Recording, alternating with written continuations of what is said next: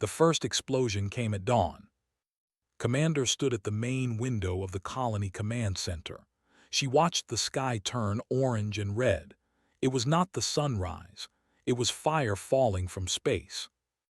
9 was a small world. It was far from Earth. It was far from everything. The people had built their colony here because they wanted peace. They wanted to farm. They wanted to raise their children away from the wars that burned across the galaxy. For 12 years, they had lived in quiet happiness. Now that happiness was ending.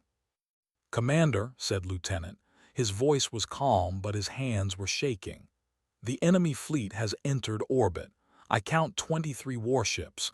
They are moving into attack formation." Closed her eyes for a moment. 23 warships.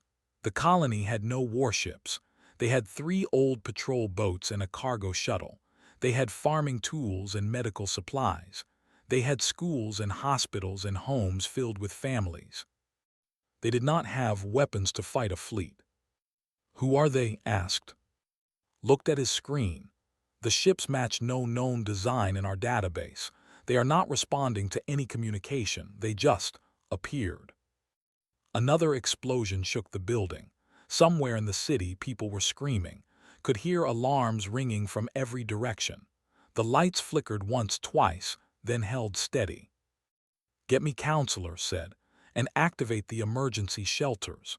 Move all civilians underground immediately." "Yes, Commander." Walked to the communication station. Her fingers moved across the controls. She had sent her first distress signal 6 hours ago when the strange ships first appeared at the edge of the system. She had sent it to the Galactic Council. She had sent it to every friendly nation within range. She had sent it to Earth. No one had answered. She sent the signal again. Her voice was steady as she spoke into the microphone.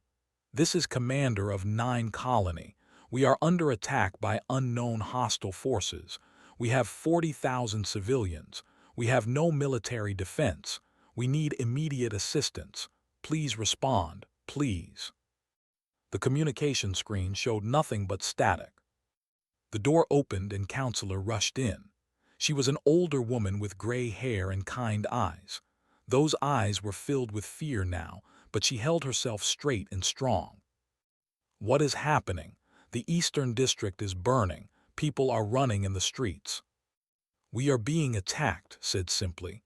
"I do not know why, I do not know who they are, but they are not here to talk."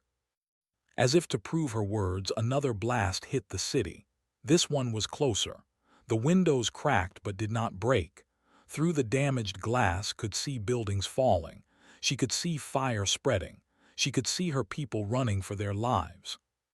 "The shields," said, "the planetary shields, can they protect us?" Shook his head. "The shields were designed for meteor defense, Counselor. They are old. They were never meant to stop military weapons. I estimate they will fail within 12 hours if the bombardment continues." 12 hours. Felt the weight of those words press down on her chest. 12 hours until they had no protection at all. 12 hours until the enemy ships could land their soldiers. 12 hours until everything ended. "Then we use those 12 hours well," said.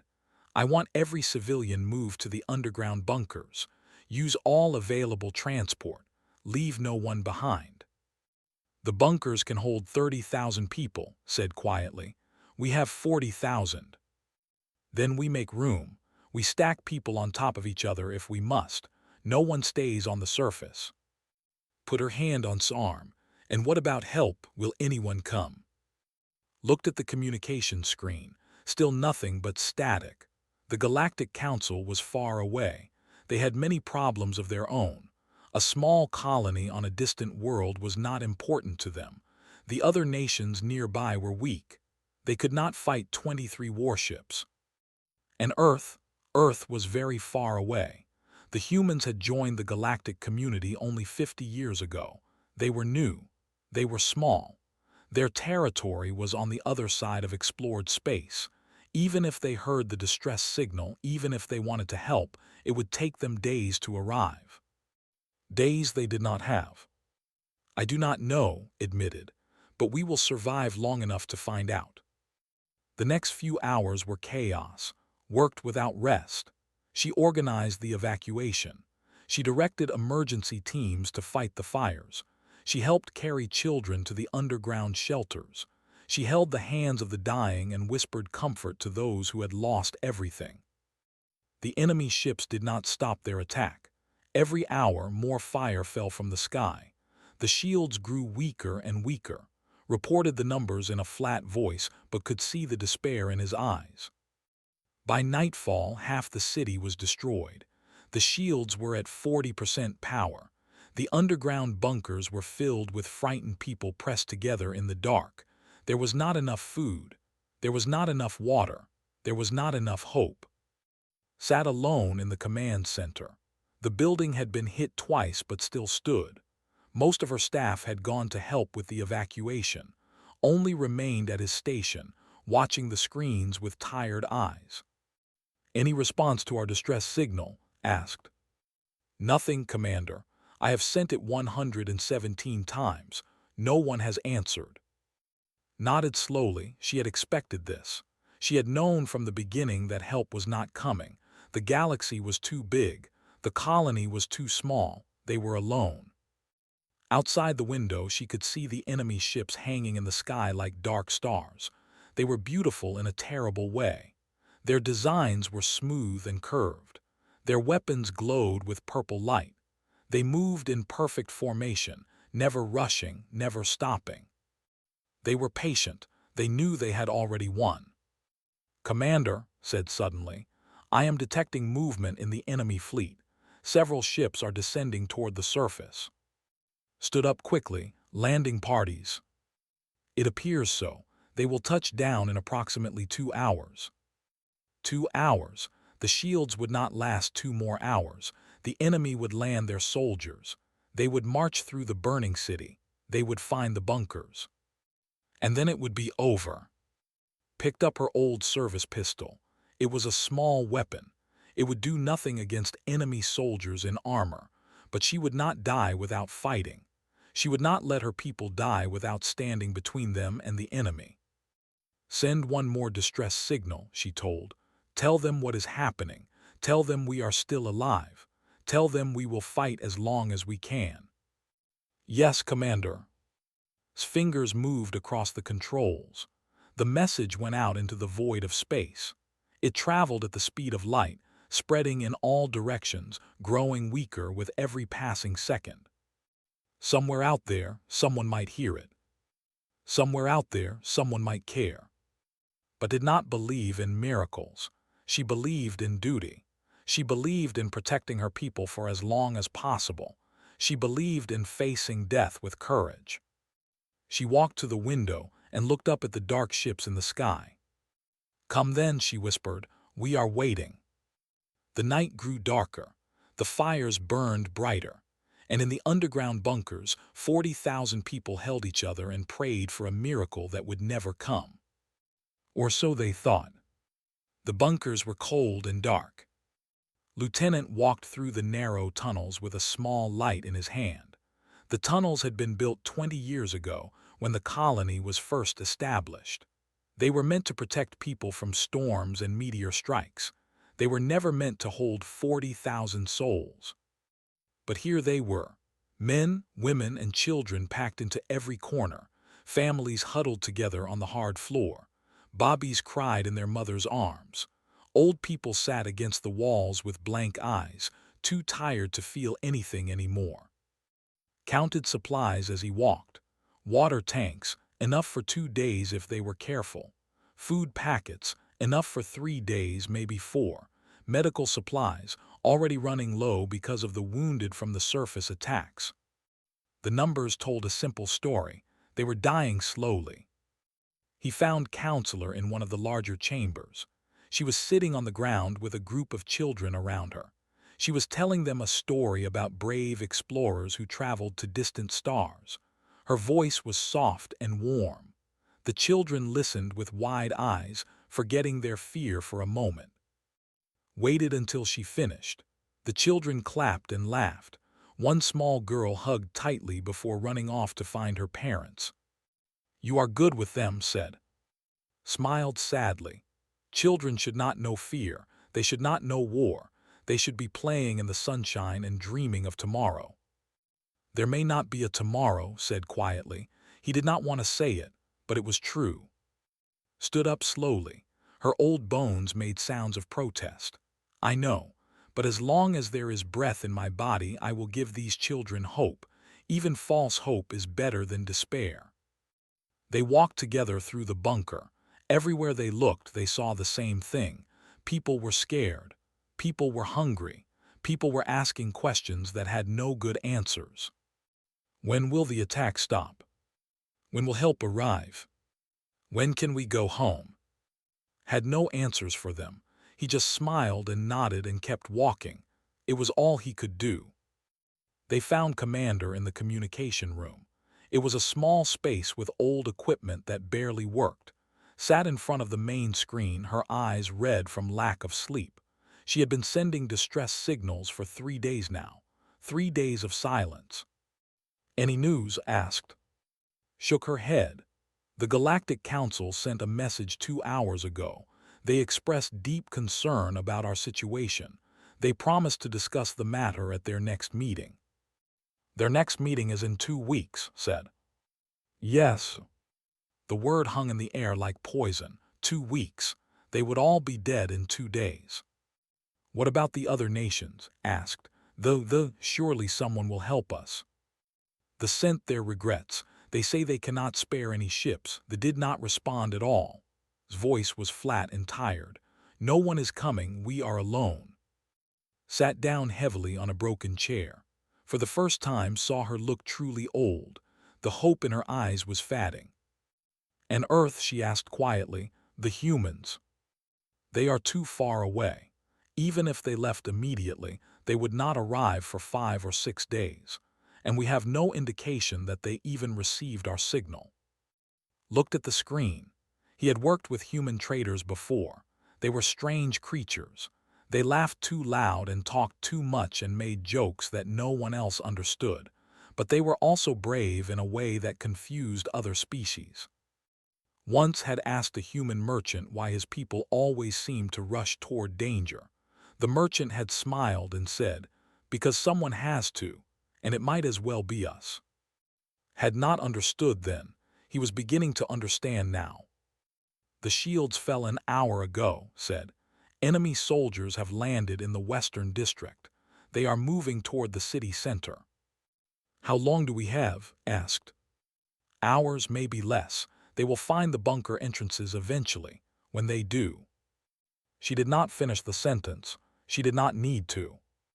Wiped her eyes and stood up straight. Then we must prepare. If these are our final hours, we will face them with dignity. We will not cower in the dark like animals. What do you suggest? Asked.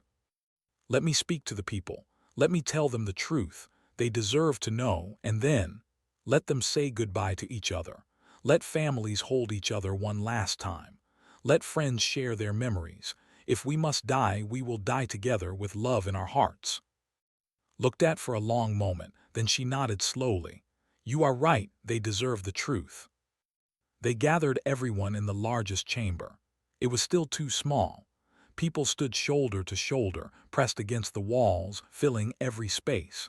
The air was thick and hot with so many bodies so close together. Stood on a raised platform so everyone could see her. Her voice was strong and clear as she spoke. My friends, my family, my people, I must tell you something difficult. Help is not coming. The galaxy has turned away from us. We are alone. A wave of sound moved through the crowd.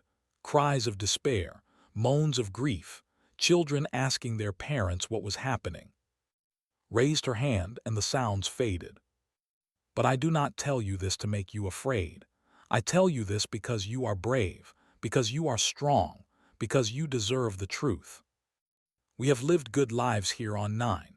We have built homes and raised families and created something beautiful in this cold universe. No enemy can take that away from us. Our memories, our love, our hope. These things cannot be destroyed by weapons or bombs. So I ask you now, hold your loved ones close. Tell them what they mean to you. Share your stories and your dreams. And if the end comes, face it together with your heads held high. Watched as people began to move. Husbands embraced wives. Parents held their children tight. Friends who had argued for years shook hands and smiled through their tears. It was beautiful and terrible at the same time. Found himself thinking about his own family. His mother and father were on Earth, in a small town by the sea. He had not spoken to them in months. He had been too busy with work. Now he wished he had called them more often. Now he wished he had told them how much he loved them. He pulled out his communication device. It would not reach Earth. It could barely reach the surface above them, but he recorded a message anyway. Mother, Father, I hope somehow this message finds you. I want you to know that I am proud to be your son. I am proud of the life I lived, and I love you. I have always loved you. Please do not be sad for me. Please remember me with smiles, not tears. He saved the message and put the device away. It would probably never be sent, but he felt better for having recorded it. Hours passed. The sounds from above grew louder. They could hear explosions and gunfire. The enemy was getting closer. Gathered a small group of volunteers. They were the last defenders, men and women with old weapons and no training. They would stand at the bunker entrances and fight until they could fight no more. It was not a battle they could win, but they would buy time. A few minutes, maybe an hour, enough for the people in the bunkers to prepare themselves. Enough for one more prayer, one more hope, one more desperate wish that someone somewhere might still care. Join the defenders. He checked his weapon. It was fully charged. It would fire perhaps 30 shots before it was empty. Then he would fight with his hands. Then he would fight with his teeth if he had to. He was not a soldier. He was a communications officer. He had never killed anyone in his life. But he would not let his people die without trying to protect them. The bunker shook as something heavy hit the ground above. Dust fell from the ceiling. A crack appeared in the wall. They were coming. Stood at the front of the defenders. Her pistol was in her hand. Her jaw was set with determination. Whatever happens, she said quietly, we face it together. We face it as one people, and we never stop fighting. The defenders nodded. Some were crying, some were praying. All of them were afraid. But none of them ran. Above them, the enemy soldiers marched closer. Their footsteps echoed through the ground like the beating of a dark heart. And in the void of space, far beyond the reach of sensors or hope, something was moving, something fast, something that howled through the darkness with engines burning white-hot. But no one on 9 knew that yet. Not yet. The HSS Indomitable was not supposed to be here. Captain stood on the bridge of his ship, watching the stars blur past the... They were traveling faster than any ship was meant to travel. The engines screamed in protest. The hull groaned under the stress. Warning lights flashed across every console. His crew did not complain. They knew what was at stake. 3 days ago, they had been on patrol near the outer rim, a routine mission, boring even. Then the distress signal came through. It was weak and broken, traveling across half the galaxy to reach them. Most ships would have ignored it. It was too far away. It was not their problem. But had listened to the message. He had heard Commander's voice. He had heard the fear behind her calm words. He had heard the explosions in the background and the screams of frightened people. And he had made a decision. Set course for 9, he had ordered. Maximum speed. His first officer, a young woman named, had looked at him with wide eyes. Captain, 9 is 12 days away at maximum speed. We cannot reach them in time. Then we go faster than maximum speed. Had not argued. She knew that look in his eyes. She had served with him for 5 years. She knew that when made up his mind, nothing in the universe could change it. So they had gone faster. They had pushed the engines beyond their limits. They had burned through fuel at a rate that would have made their supply officers weep. They had taken shortcuts through unstable space that no sane pilot would attempt. And now, after 3 days of madness, they were almost there. "Captain," said the navigation officer, a quiet man named, "we will exit warp in 2 minutes, but sir, I am reading multiple enemy contacts in the system, 23 warships." "Just 23, smiled. It was not a friendly smile. I was worried it might be a challenge. Looked up from her console. Her face was pale and there were dark circles under her eyes. None of them had slept more than a few hours in 3 days. "Captain, our ship is badly stressed. The engines are running hot. Weapon systems may not perform at full capacity." "Then they will perform at whatever capacity they have. We did not come all this way to turn back now." The countdown continued. 90 seconds, 60 seconds, 30 seconds. Opened a channel to the entire ship. "All hands, this is the captain. In less than 1 minute we will engage a hostile fleet. They have been attacking civilians. They have been killing innocent people. They thought no one would answer those people's call for help." He paused, his voice grew harder. "They were wrong. We are here. And we are going to remind them why the galaxy fears human warships. Prepare for battle." Throughout the ship, men and women moved to their stations. Weapons officers checked their targeting systems. Engineers monitored the stressed engines. Medical teams prepared for casualties. Everyone knew their job. Everyone was ready. The countdown reached 0. Reality tore open in front of them. The HSS Indomitable burst through the fabric of space like a knife through paper. Alarms screamed on every enemy ship as sensors detected the impossible arrival. No ship could travel that fast. No ship could arrive without warning. But humans did not believe in impossible. Opened a broadcast on all frequencies. His voice echoed across the entire star system, reaching every ship, every soldier, every frightened refugee hiding in the dark. "This is Captain of the Terran Navy warship HSS Indomitable. To the hostile fleet, you have attacked civilians under the protection of humanity. You have committed acts of war against our allies. You have exactly 30 seconds to surrender or withdraw. If you do not comply, we will destroy you. This is your only warning." For a moment there was silence. Then the enemy fleet responded, not with words, with weapons. A storm of purple energy beams lanced toward the Indomitable. Missiles launched from multiple ships. They thought they could overwhelm the single human vessel with sheer numbers. They thought wrong. Evasive Pattern Delta ordered calmly, "Return fire." The Indomitable moved like nothing its size should be able to move. It twisted and rolled through space, dodging most of the incoming fire. The shots that did connect splashed against shields that held firm despite the long journey. And then the human ship began to fight back. Fired, not the slow energy weapons that most species used, but solid projectiles accelerated to unimaginable speeds. Each shot hit with the force of a small bomb.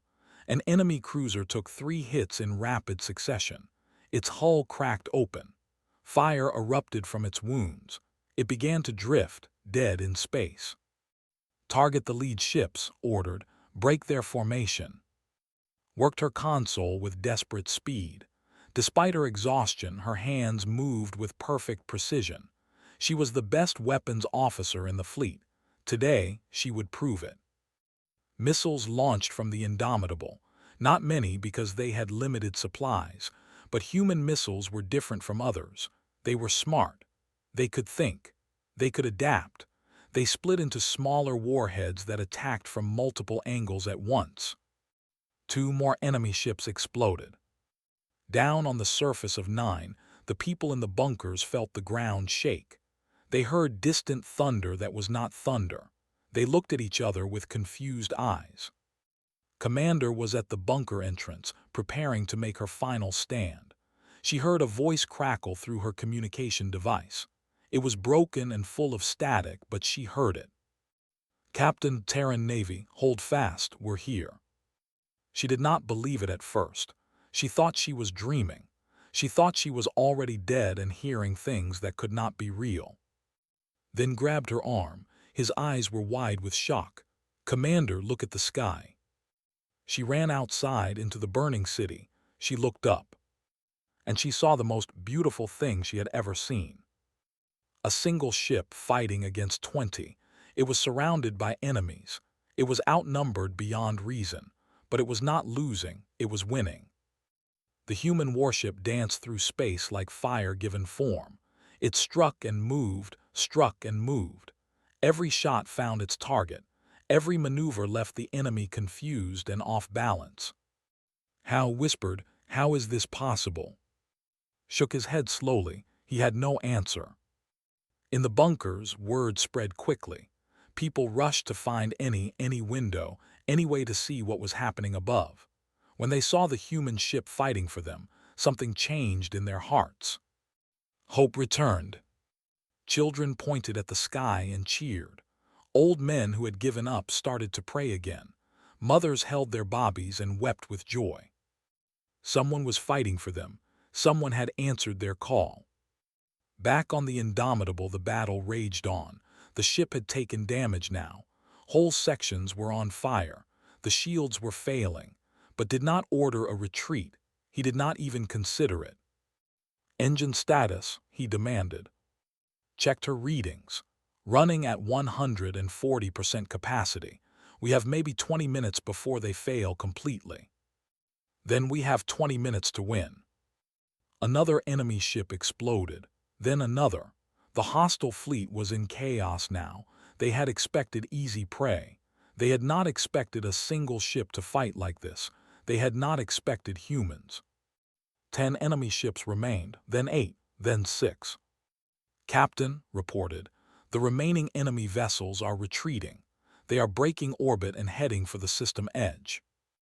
Watched them run. Part of him wanted to chase them. Part of him wanted to destroy every last one of them for what they had done. But his people needed him more.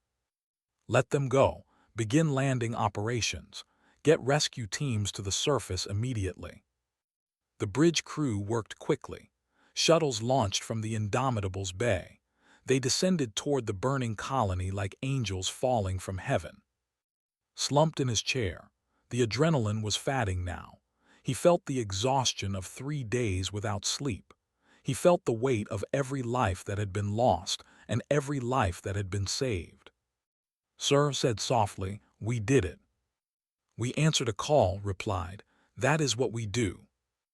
On the surface of 9, Commander watched the first shuttle land. The door opened. Human soldiers stepped out, their weapons ready, their eyes scanning for threats. One of them approached her. He saluted crisply. "Ma'am, Captain sends his regards. We are here to help." Tried to speak. She tried to thank them, but the words would not come.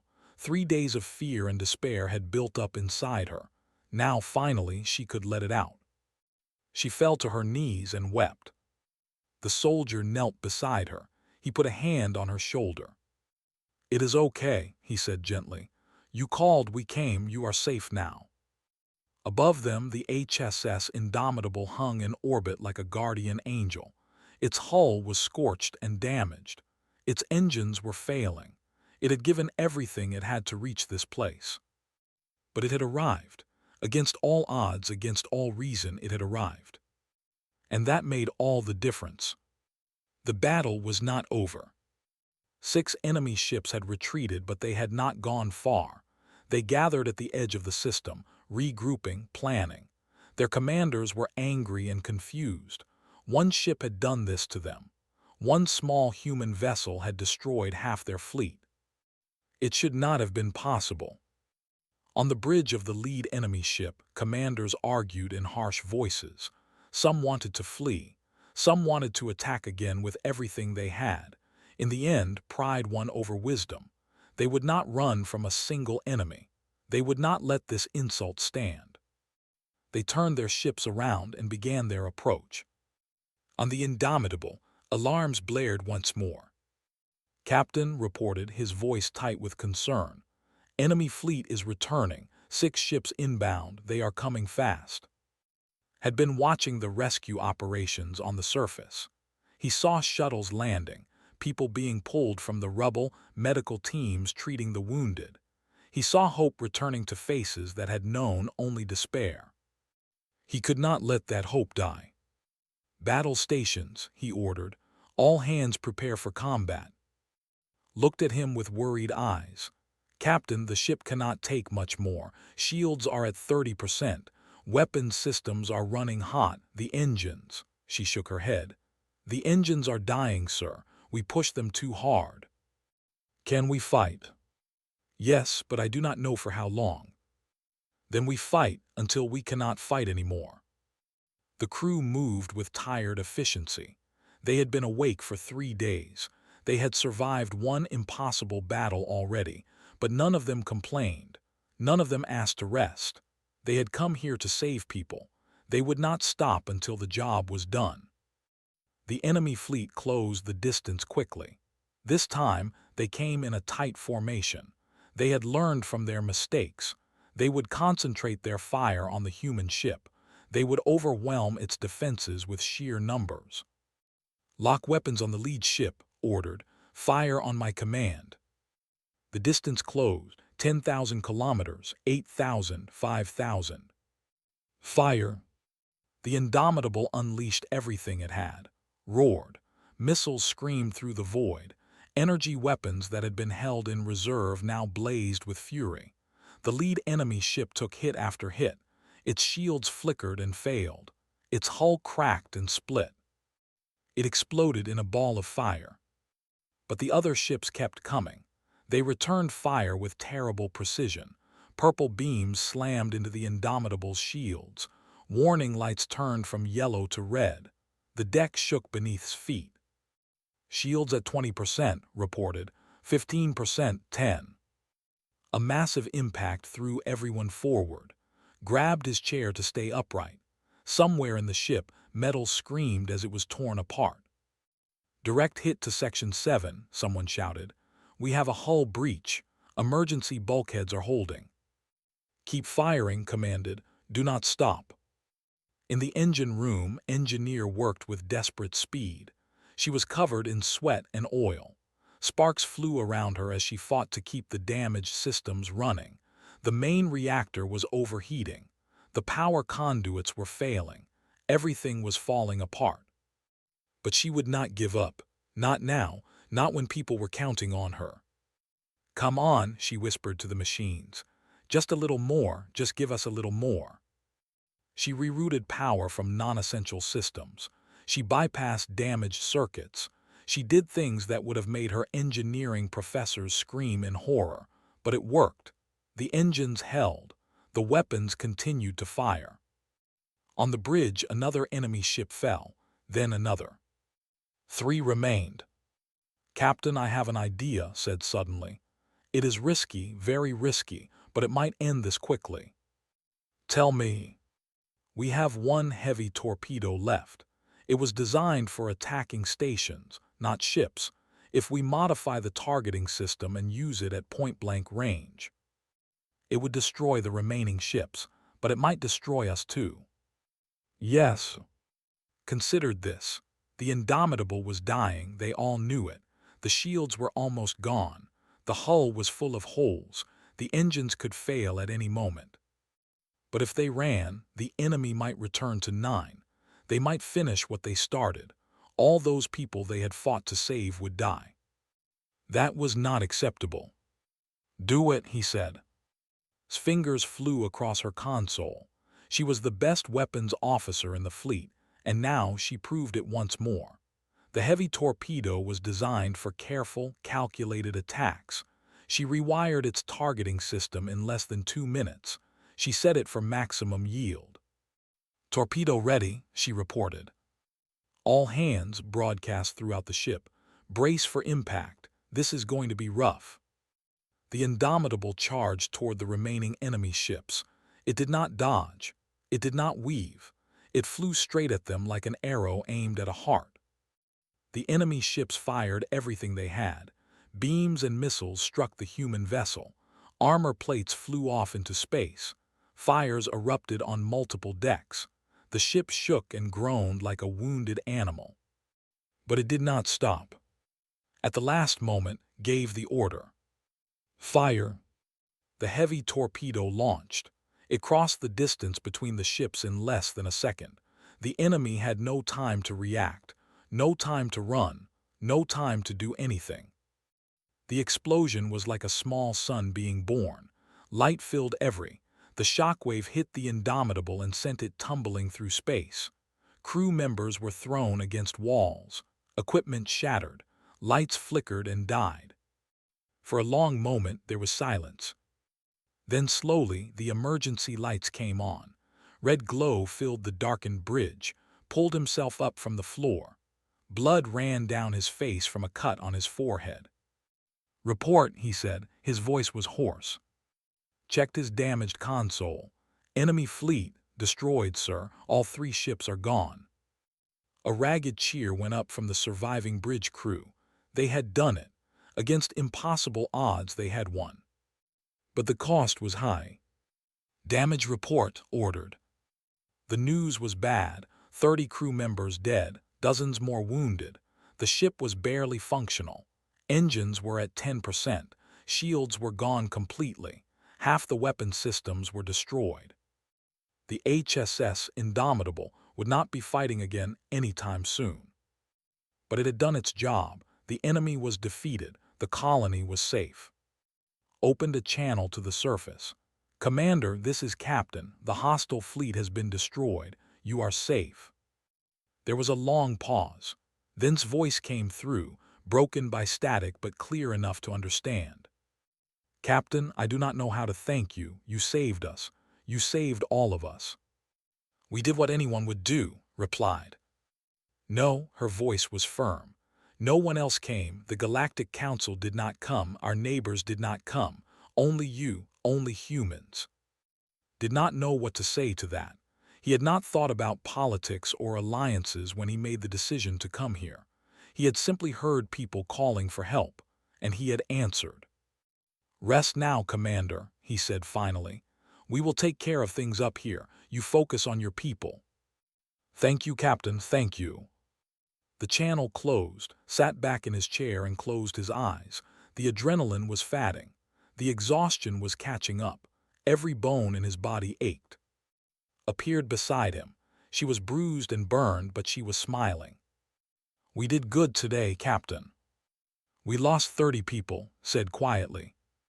"And we saved 40,000. She put a hand on his shoulder.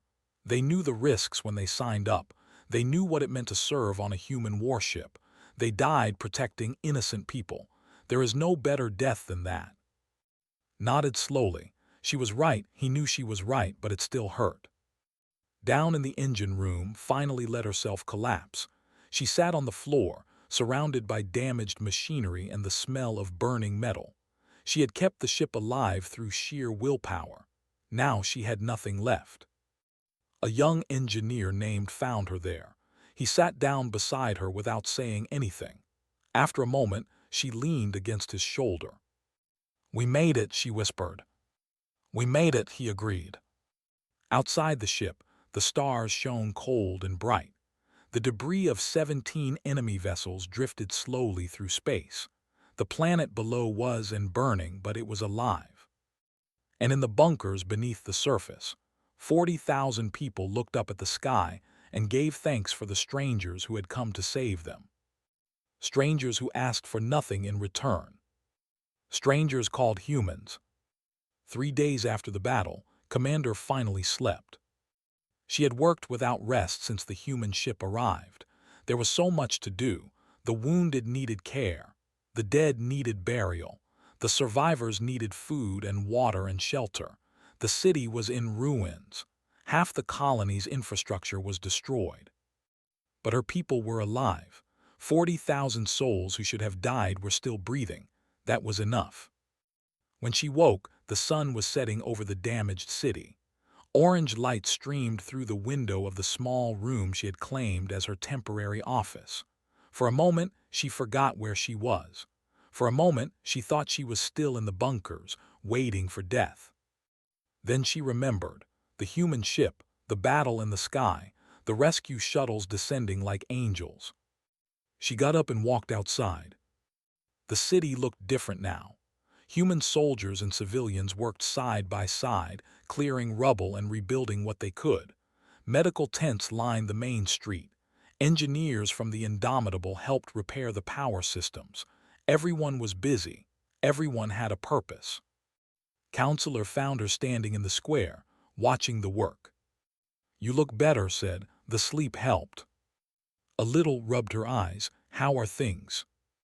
"Better than we have any right to expect. The humans brought supplies from their ship. Food, medicine, construction materials. They say a proper relief fleet is on its way from Earth. It will arrive in 2 weeks. 2 weeks. Help was coming. Real help, not empty promises from the Galactic Council. And Captain asked. "He is still on his ship. The damage was severe. He has been directing repairs but," paused, "I hear it may never fly again." Felt something twist in her chest. The humans had destroyed their own ship to save her people. They had given everything they had. "I need to see him," she said. She took a shuttle up to the Indomitable. As she approached, she could see the damage for herself. The ship's hull was covered in scars. Whole sections were missing, replaced by emergency patches. It looked like a warrior after a terrible battle, wounded but unbowed. The shuttle docked and stepped aboard. A human officer met her at the airlock. He was young, with tired eyes and bandages on his hands. "Commander, I am Lieutenant. The captain is expecting you." He led her through the damaged corridors. She saw burn marks on the walls.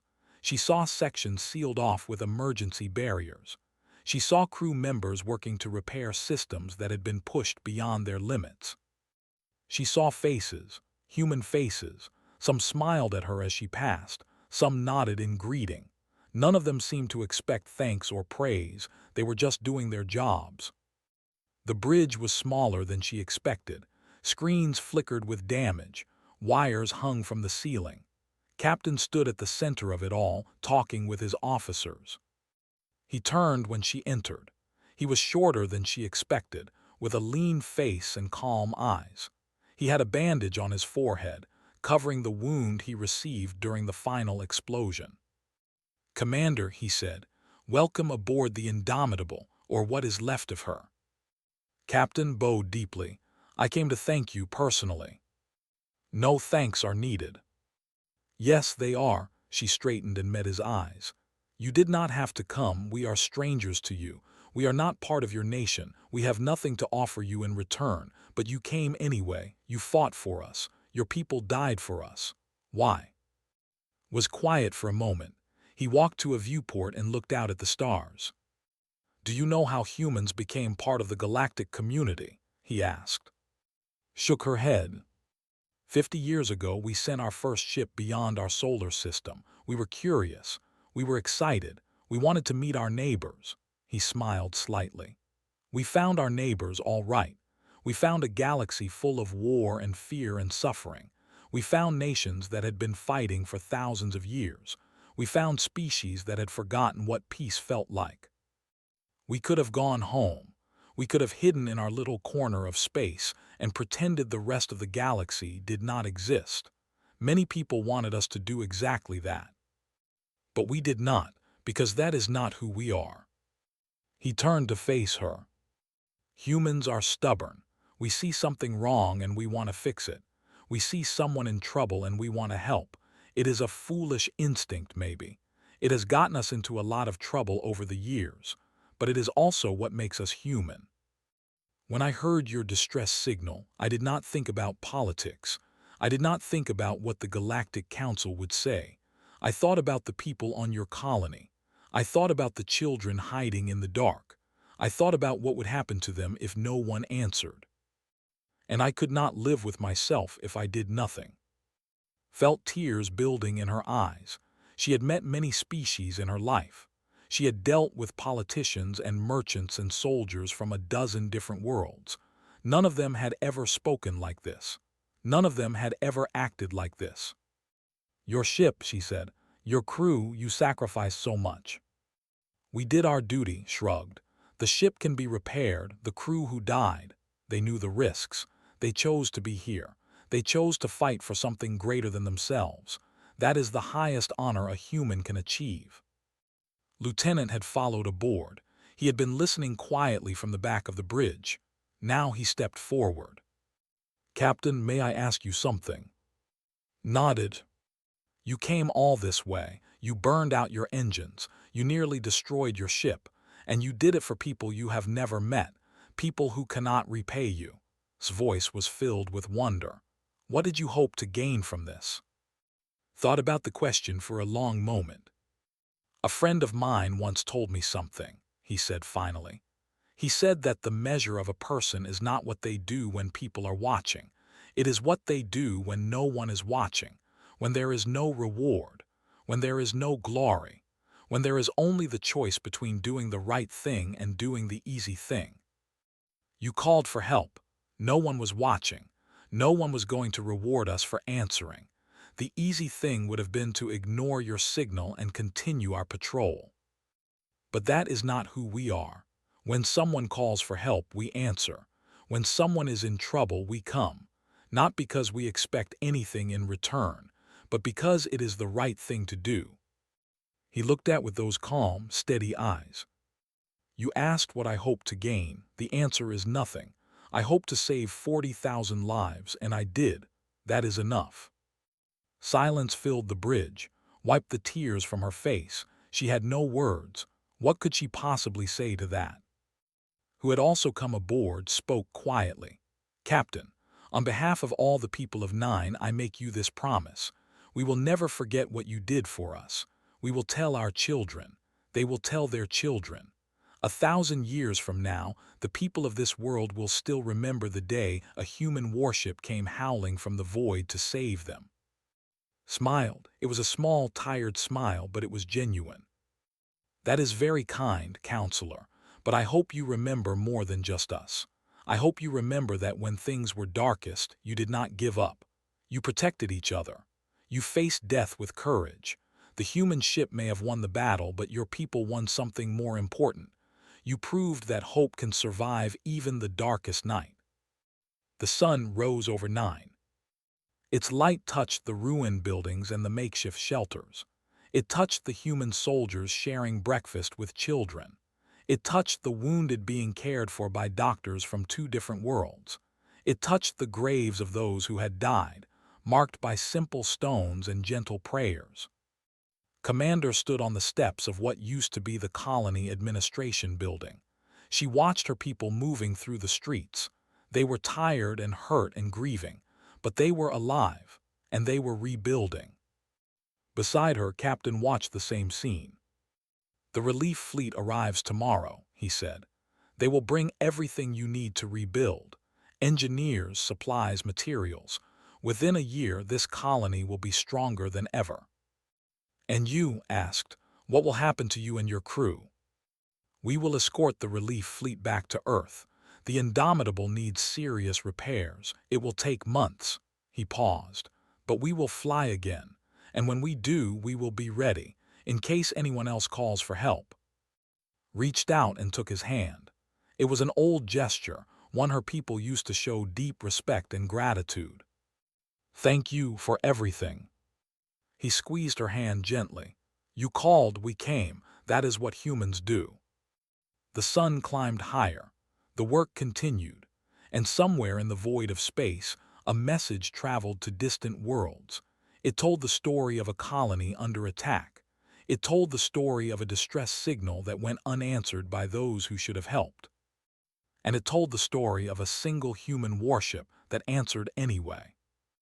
The galaxy is vast and cold and often cruel, but sometimes in the darkness between stars there is a light, a stubborn, foolish, beautiful light that refuses to go out. That light is humanity. And wherever someone calls for help, that light will answer. Always.